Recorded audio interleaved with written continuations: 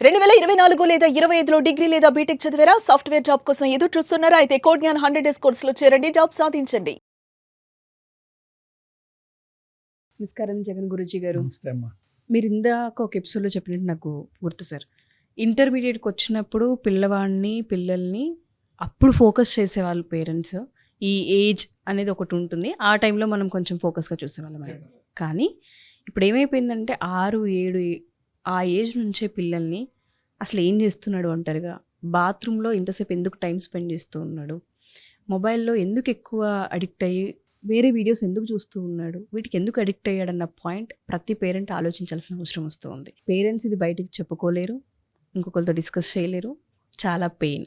దేనివల్ల పిల్లలకు అటువంటి మానసిక దౌర్బల్యం పట్టింది అంటారు? చాలా సెన్సిటివ్ ఇష్యూ ఇది. ఏ తల్లిదండ్రులు కూడా వచ్చి బయటికి మా అబ్బాయి ఇలా చేస్తున్నాడు, ఇలాంటివి చూస్తున్నాడు, ఇలా ప్రవర్తిస్తున్నాడు, నాతోనైనా ఇలాంటి టచ్లో ఉంటున్నాడు, కొంచెం అబ్యూజ్గా అనిపిస్తుంది అనేటువంటివి చెప్పటానికి ఇష్టపడరు. ఎక్కడో ఒక తల్లి నిజంగా పిల్లల మీద ప్రేమ కలిగి లేదు పిల్లల్ని బాగుకోరే వాళ్ళు వచ్చి మాలాంటోళ్ళకి కొందరు చెప్తుంటారు. ఈ విషయానికి ముందు ఒకటి చెప్తాను. నేను ఒక స్కూల్ నుంచి నాకు ఫోన్ వచ్చింది, గురూజీ మీరు రావాలా మా స్కూల్కి ఇప్పుడే అని. ఏంటంటే మీరు రాండి మాట్లాడతామన్నారు. వెళ్ళాను. ప్రిన్సిపల్ రూమ్లో ప్రిన్సిపల్ చైర్లో కూర్చున్నారు. ఎదురుగా ఒక టీచర్ ఉంది, ఈ బాబు ఉన్నాడు, ఆ బాబు పక్కన పేరెంట్స్ ఉన్నారు. ఈ బాబు క్లాసు 7th క్లాస్.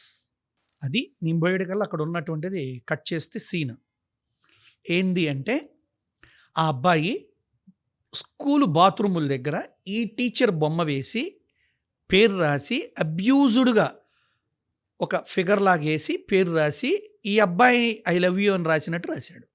ఇప్పుడు దీన్ని దండించడానికి కాని పని. ఆ బొమ్మ వేసిన ఆ టీచర్ కూడా ఏమంటుందంటే, వాడి ఏజ్ కాదు నేను తప్పడటానికి, కానీ వాడిని ఎట్ట సరి చేయాలండి, అసలు వాడు ఈ ఏజ్కి అట్లుంటే ఎట్లా అండి అని ప్రిన్సిపల్గా చెబితే ప్రిన్సిపల్ పేరెంట్స్ని పిలిస్తే అప్పుడు యూనిక్గా వాళ్ళందరూ ఆలోచించి మనం జగన్ గురూజీని పిలుద్దామని పిలిచారు. అంటే మీకు ఒక ఎగ్జాంపుల్ చెప్తున్నా. అంటే ఏంటి అంటే మనం ఉంటదేమో కాదు, నేను లైవ్గా చూసిన విషయం చెబుతున్నా. వాడికి అలాంటి ఆశ, అభిలాష, ఇష్టం అన్నమాట. అలాంటివి 7వ క్లాసుకే అలాంటి ఆలోచనలు వస్తున్నాయి అన్న దాని మీద మనం మాట్లాడుకోవాలి. ఫస్ట్ నేను కోరేది ఏంటంటే, సమాజంలో ఒక ఆహారం వల్ల కూడా హార్మోన్స్ అగ్రెసివ్గా అడ్వాన్స్డ్గా వాటి నేచర్లోకి వచ్చేస్తున్నాయి. పేరెంట్స్ గమనించాల్సిన విషయం. వయసు కంటే ముందే కోరిక అన్న ఆలోచన పుడుతూ ఉంది.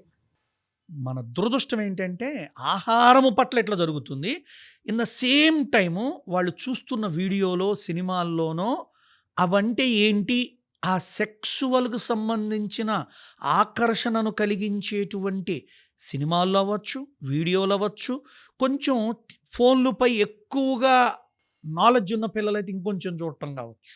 దాని అవసరం ఏంటి? ఫస్ట్ మనలో కలుగుద్ది అది కావాలని.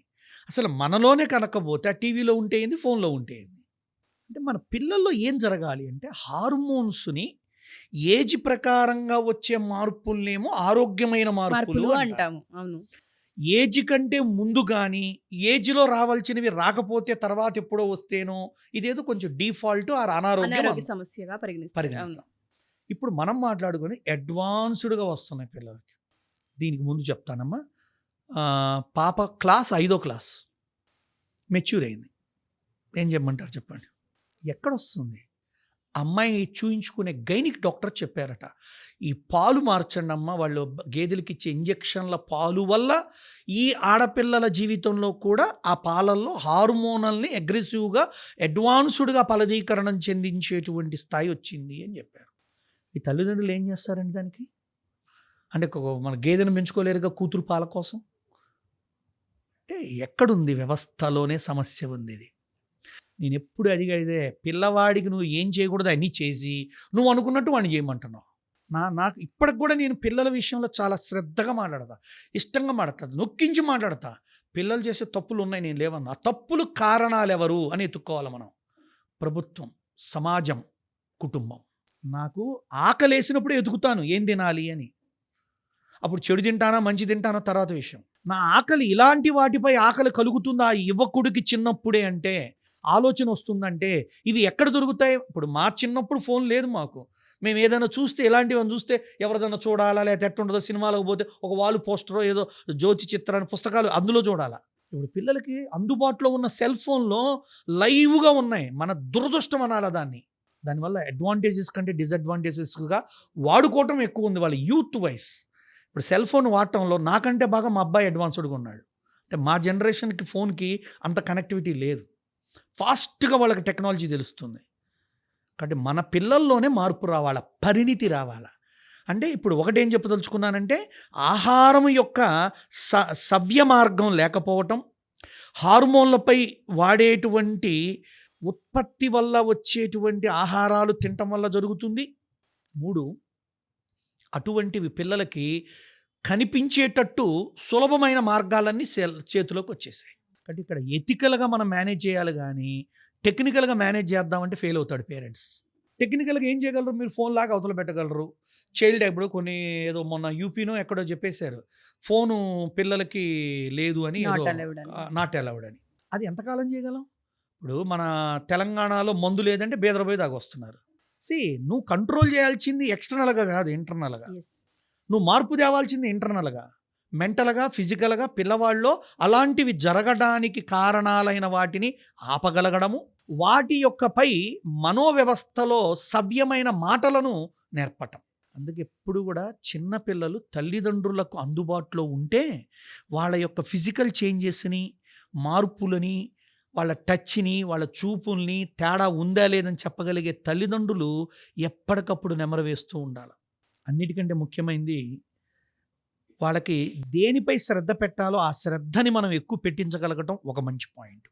చదువుకునే వయసులో వ్యాపారం అక్కర్లేదు, సంసారం అక్కర్లేదు.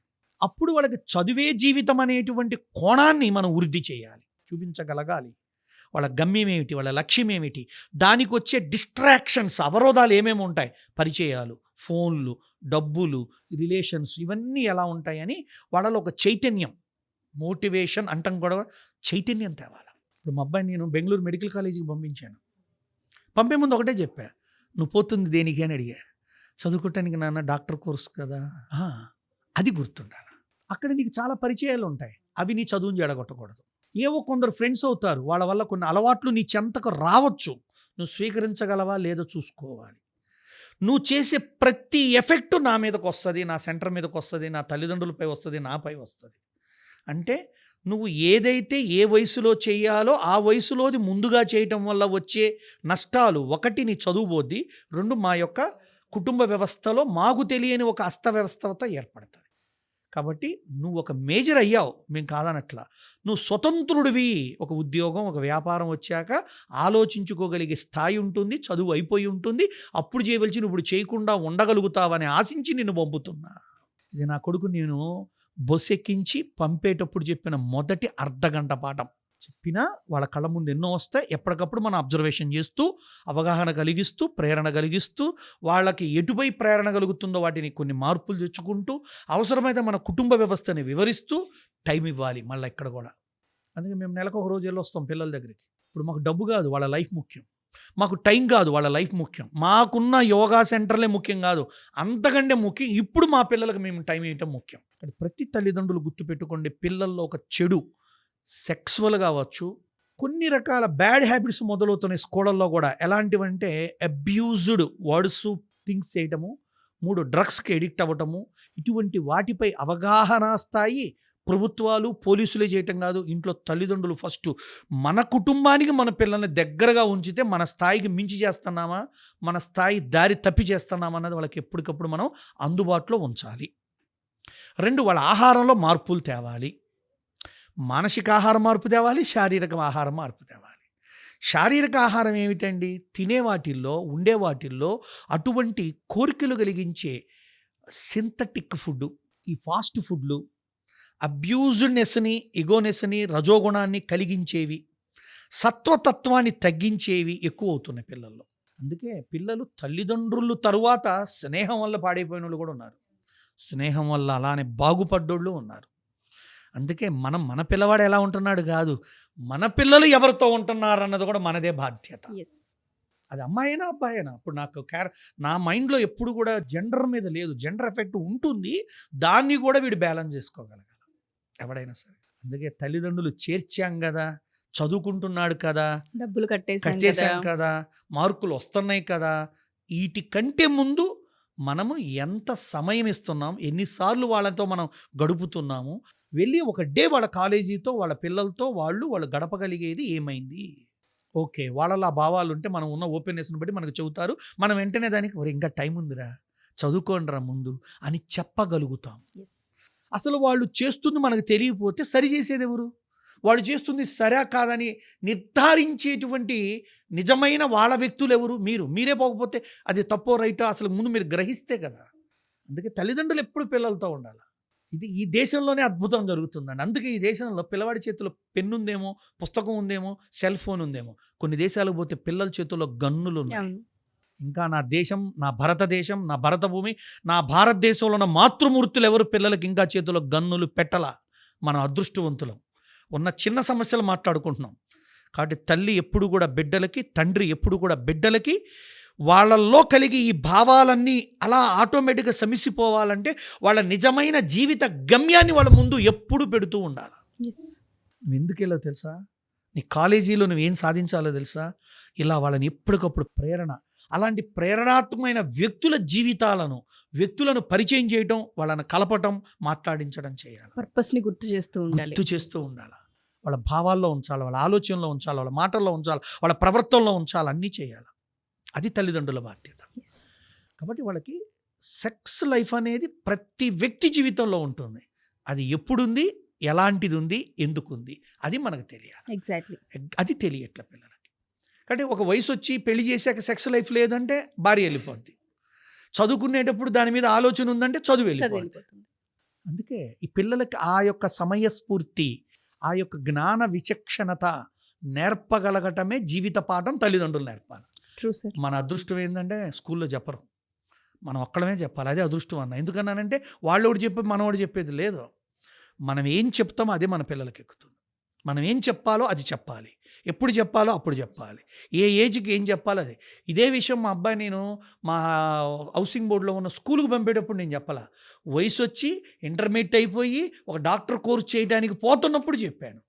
అంటే ఇప్పుడు అర్థమవుతుంది మన పిల్లలతో మనం ఉండడంలో మొదలవుతుంది. కాబట్టి తల్లిదండ్రులు ప్రధానంగా ఈ ప్రపంచంలో పుస్తకాలు మార్చలేని జీవితాన్ని తల్లిదండ్రులే మార్చాలి. స్కూళ్ళు, కాలేజీలు చెప్పలేని విషయాలు తల్లిదండ్రులే చెప్పాలి. కాబట్టి వాళ్ళల్లో కలిగే సెక్స్ ఆలోచనలకు తగ్గ బయట ఆహారము పెట్టద్దు.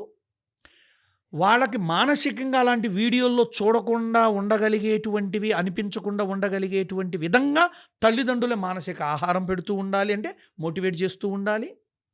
అన్నిటికంటే ముఖ్యమైనది ఏదో ఒక గొప్ప గురువుతో ఉంచడం నేర్పాలి. యూత్ అయినాక బాగా గుర్తుపెట్టుకోండి, ఏదో ఒక నిజమైన గురువుతో. అంటే గురువు అంటే స్వామీజీలని నేను అన్నమ్మ, మంచి గురువు, మంచి వ్యక్తి, మంచిగా అసలు వాళ్ళతో ఎప్పుడైనా సంస్కారయుతంగా మాట్లాడగలిగే ఒక సాంగత్యాన్ని నేర్పాలి పిల్లలకి. వాళ్ళ ఫ్రెండ్స్ కాకుండా. ఇవాళ ఎవ్వరికీ లేదు, ఎవరితో ఉండట్లా. అందుకే పిల్లలకి దినచర్యని చాలా అద్భుతంగా నేర్పాలి మనం. చెప్పినట్టుగానే పర్పస్ని ఎప్పుడైతే ఏ ఏజ్కి తగ్గ పర్పస్ని ఆ ఏజ్లో పేరెంట్స్ గుర్తు చేస్తూ ఉంటే వాళ్ళ ఆలోచనలు, వాళ్ళకు వచ్చే థాట్స్ ఏవైతే ఉంటుంటాయో షిఫ్ట్ అవ్వకుండా ఉంటాయి. మనకంటూ ఒక పర్పస్ ఉంది అన్న దాని మీదే వాళ్ళ పనులు మొదలవుతూ ఉంటుంటాయి. ఇది విశ్వ సమస్య. ఏ యూత్లైనా ఆ వయసు ప్రకారంగా వస్తుంటాయి. ఆ వయసులో కంటే ముందు వస్తున్నప్పుడే మనకి సమస్య అవుతుంది. ఎగ్జాక్ట్లీ, అదే పెద్ద ప్రాబ్లం అవుతుంది. అందుకే ఇప్పుడు పిల్లలు ఫోన్ చూస్తూ ఉంటారు, మనం బాగానే దాన్ని ఆపేస్తారు. అసలు ఆ సెక్స్ వీడియో నేను అన్నాను, వల్గర్ వీడియో అన్నాను, ఏదైనా ఆపుతున్నారు అంటే ఏంటి? వాళ్ళకి లోపల ఏదో ఉన్నది, ఎక్కడా దొరకంది ఇక్కడ దొరకదు. అందుకే నేను ఎప్పుడు చెబుతాను, నాకు చాలా ఇష్టమైంది, నా కొడుకుని వాళ్ళ అమ్మతో ఉంచుతాను ఎక్కువ. వాళ్ళ అమ్మకి చెప్తాను, వాడి దగ్గరికి తీసుకో, వాడిని మాట్లాడుతుండు, వాడికి ఒక అద్భుతమైనటువంటి స్పర్శ ఇవ్వు, మాతృత్వపు స్పర్శ ఇవ్వమని చెప్తాను నేను వాడికి. ఎప్పుడైతే తల్లి స్పర్శ, తల్లి మాటలు, తల్లి చూపు వాడితో ఉంటున్నాయో ఒక ఆడతనం మీద ఆడదాని యొక్క అవగాహన కొంతలో కొంత సకారాత్మకంగా ఉంటుంది. 2, వాడికి ఉన్న తోబుట్టువులు, అదృష్టం కొద్ది వాడికి ఒక చెల్లెలు ఉంది, చెల్లెలతో పాటు ఉండమని చెబుతా. ఏదున్నా ఆ ఇద్దరు టెస్టిమోనియల్స్ దగ్గర బయటపడిపోద్ది. This is very important. అందుకనే తల్లి ఎప్పుడు బిడ్డని దగ్గరకు తీసుకోవాలా. ఆటోమేటిక్గా వాళ్ళు ఏమవుతారంటే వాళ్ళల్లో ఉన్న భావాలైనా ఆలోచనలైనా ఎలా ఉంటున్నాయి తల్లి స్కాన్ చేయగలుగుతుంది. అందుకే పిల్లల్ని హాస్టల్లో ఇస్తాం కదా, హాలిడేస్కి ఇంటికి తేవాలా. హాస్టల్ అనేది తప్పదు ఇవాళ. ఎవరికైనా కాలేజీ ప్రకారంగా ఇవాళ సొసైటికల్ బేస్ మీద అయిపోతుంది. కానీ టైం దొరికినప్పుడు మనం వాళ్ళతో గడపాలి. ఇది మాత్రం చాలా అద్భుతమైనటువంటి విషయం. కాబట్టి పిల్లల్లో ముందు ముఖ్యంగా హార్మోన్స్ బ్యాలెన్స్ అయ్యేటువంటి ఆహారం ఉండాలి. వయసుకు మించిన ముందే గనక వస్తున్నారంటే ఏ ఆహారం ఆపాలి. వాళ్ళకి సరి అయిన వ్యాయామము, ధ్యానము, వీరోచితమైనటువంటి మంచి విషయాలు, కథలు, గాథలు, ఒక స్త్రీతత్వంపై పాజిటివ్ అభిప్రాయం నేర్పాలి. అదే అన్నా నేను ఇంతాక, ధర్మం నేర్పితే అధర్మం గురించి ఆలోచన లేదు. మీరు పిల్లలకి ఏది నేర్పకుండా ఇలా ఉండొద్దు అంటే, ఏది నేర్పకుండా ఎలా ఉండాలో చెప్పకపోతే ఎలా తెలుస్తుంది? ఇవాళ చాలా పిల్లలు అంధకారంలో ఉన్నారు. ఏది రైటో ఏది రాంగో తెలియదు. చాలా ముఖ్యం. అసలు మాట్లాడే విధానం కూడా పిల్లలకి వాళ్ళు తెలియట్లేదు. అసలు ఏ వ్యక్తితో ఒక ప్రొఫెసర్తో ఎలా మాట్లాడాలి, తల్లితో ఎలా మాట్లాడాలి, తండ్రితో ఎలా ఒక అన్నోన్ పర్సన్ ఎదురైతే ఎలా మాట్లాడాలో కూడా తెలియట్లేదు. Because the lack of training. అందుకే నేను ఎప్పుడు అంటాను, ఈ ప్రపంచంలో ఎంతమంది మోటివేటర్స్ ఉన్నా, ఎంతమంది గురువులు ఉన్నా, తల్లిదండ్రులకు మించిన వాళ్ళు లేరు. ఫస్ట్ వాళ్ళ తర్వాతే నేనైనా, ఎవరైనా, ఇంకొకళ్ళైనా. అందుకని ప్రత్యేకంగా ఈ విషయంలో పిల్లలు సహజంగా కలిగే ఈ మార్పులకి తల్లిదండ్రులు గమనించి వాళ్ళకు ఒక మోటివేషన్ ఇస్తూ ఉండాలి. లేదా దానికి తగ్గ విధంగా ఎవరితో వాళ్ళని సాంగత్యంలో పెడితే అవి ఆటోమేటిక్గా అర్థం చేసుకుంటారో ఆ సాంగత్యాన్నన్నా పెంచాలి. అన్నిటికంటే ముఖ్యమైనది వాళ్ళ జీవిత పర్పస్ ఏంటి, గమ్యం ఏంటో ఎప్పటికప్పుడు గుర్తు చేస్తూ ఉండాలి. ఇలాంటిదే తల్లిదండ్రులు బాధ్యతగా చేస్తూ ఉంటే శరీర తత్వంలో మంచి మార్పులు, ఆలోచనలో మారితే బాడీలో ఏ మార్పు రాదమ్మా. అసలు మైండ్ సెట్ అయిపోతే ఎవరున్నా ఒకటే, ఎవరు లేకపోయినా ఒకటే. ఆ స్థాయిలో మనం వాళ్ళకి ఆ థియరీ చెప్పకుండా ట్రైన్ చేయగలగడమే మన బాధ్యత. ఇదంతా పేరెంట్స్ పైన డిపెండ్ అయి ఉంటుంది సార్. అలా ఉంది. ఎస్పెషల్లీ తల్లి అబ్జర్వ్ చేసే దానిపైన, తల్లి కమ్యూనికేషన్ని బట్టే పిల్లవాడి యొక్క భవిష్యత్తు నిర్మితం అవుతుందని అంటూ ఉంటాం కదా. అసలు ప్రతి తల్లి కూడా ఈ విషయాలపైన అవగాహన తెచ్చుకోవాల్సిన అవసరం ఎంతైనా ఉంది. యుక్త వయసు వచ్చేవరకు తల్లిదండ్రుల ప్రభావం ఉంటుంది. యుక్త వయసు వచ్చిన కాడి నుంచి వాళ్ళని చెక్కుకుంటుంటారు పిల్లలు, వాళ్ళని వాళ్ళు. అప్పటిదాకా తల్లి చెక్కుద్ది, అక్కడి నుంచి పిల్లలు చెక్కుకుంటారు వాళ్ళని, నాది ఇది, నా కలరు, నా జీవితం, నాకు ఇలాంటి బ్యాగ్ అని. అప్పుడు ఏది చేస్తారంటే ముందు తల్లి ఏం చెక్కిందో దాన్ని బట్టి అప్పుడు వాళ్ళు చెక్కుకోవడం మొదలు పెడతారు. అందుకని ఫస్ట్ తల్లి పాత్ర మీరన్నట్టు ఆ తల్లిదండ్రుల పాత్ర ఎంత విలువగా ఉంటే పిల్లల్లో అంత విలువైంది వస్తుంది. Exactly true sir. Thank you sir. Thank you so much. Thank you తల్లి.